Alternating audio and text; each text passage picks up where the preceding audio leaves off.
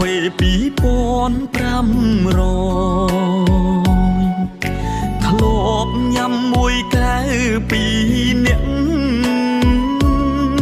ពេលនេះសល់តែបងម្នាក់ជា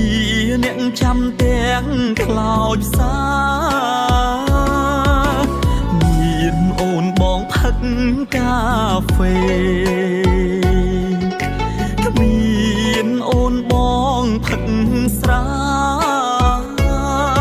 នឹកអូនបងស្រែកលោឡាអ្នក